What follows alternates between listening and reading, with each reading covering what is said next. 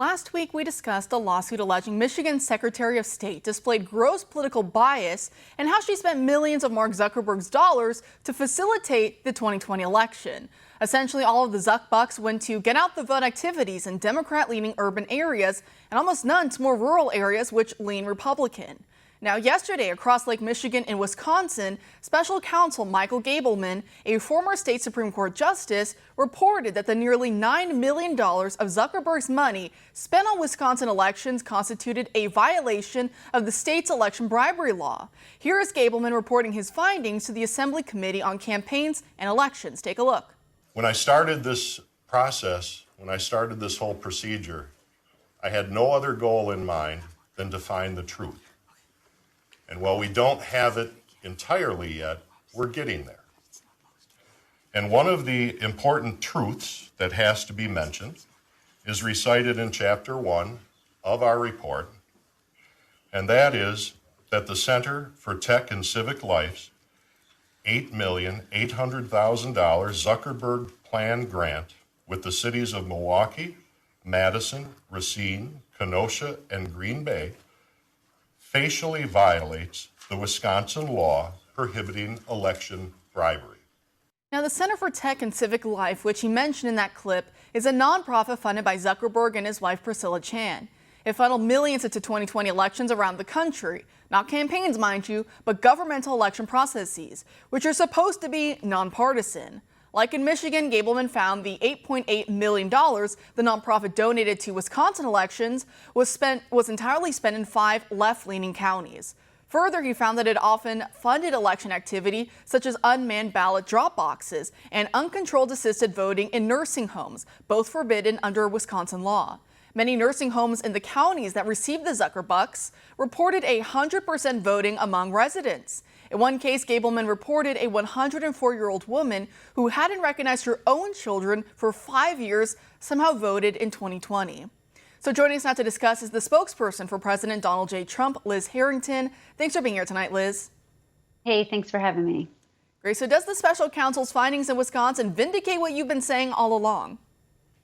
Oh, absolutely. We know exactly what went on here. And there were so many laws broken. And this is just the latest report that has confirmed that we were right all along. You had the Legislative Audit Bureau report in Wisconsin that found so many violations of the law with the illegal drop boxes that courts have since ruled were unconstitutional. Of course, the Zuckerberg funding that clearly went towards Democrat areas to tilt the election, trying to tilt the election in favor of Joe Biden. And the really horrific thing from this presentation yesterday was these elderly people that were abused, were taken advantage of. You mentioned one of them, a 104-year-old woman who really is not capable of even talking, recognizing her family members. Her medical decisions were taken away in 2009. And yet a vote was cast in her name. This is so corrupt. It's so disgusting. We know all along that this election was rigged. And that's why Special Counsel Gableman says that the legislature should look at decertifying, which is exactly what they need to do. And do you have a prediction on how that might go? Because as you said, the special counsel here, Gableman, he was appointed by the Republican Assembly Speaker in their state, and he is calling on the legislature to really look at possibly decertifying. Which way do you think that might go?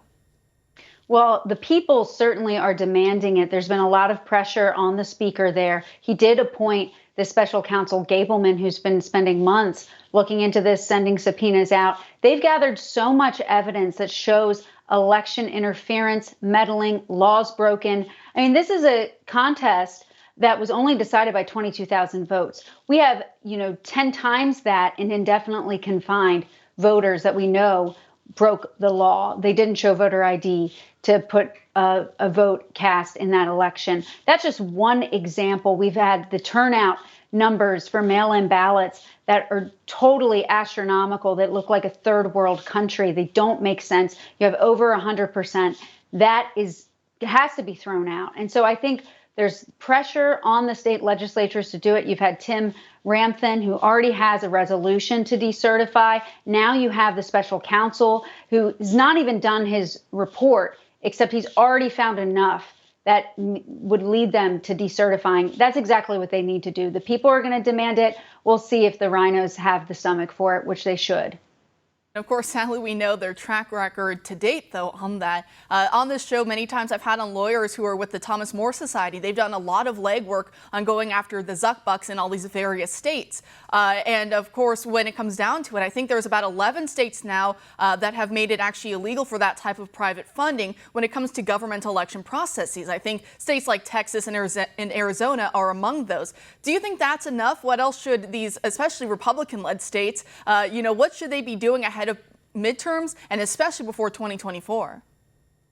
Well, absolutely. President Trump outlined some steps that all state legislatures should do to shore up their elections, paper ballots being one of them, same-day voting. I mean, we shouldn't have this month-long process where you can, figure out how many votes you're behind and then you drag out the count for days after. Mail-in ballots have to be banned, except in cases that for the military, for absentee, and for the people that are actually truly sick and incapable of going to the polls. Otherwise, they need to be banned. Drop boxes have to be banned. It's such a joke.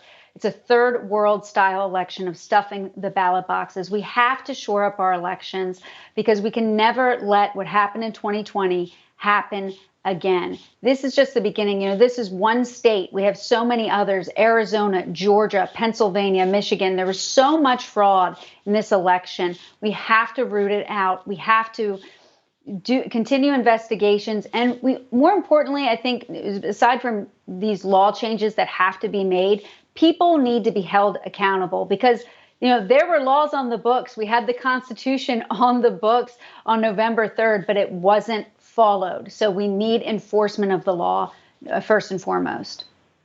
And of course, over the weekend was CPAC being held in Florida this year. I wish I could have gone, but One America's very own Natalie Harp was there and helped to lead a panel. She did a great job, of course. I was, lucky enough a few years ago in 2018 and 2019 to attend CPAC, actually as a volunteer. So if, anyone who visited CPAC also as a guest those years, and if they were seated, then perhaps maybe they, maybe we met each other. But I love CPAC. It's always great. We, of course, saw President Trump take to the stage over the weekend, and it appears he may have hinted even more strongly at a possible run in 2024.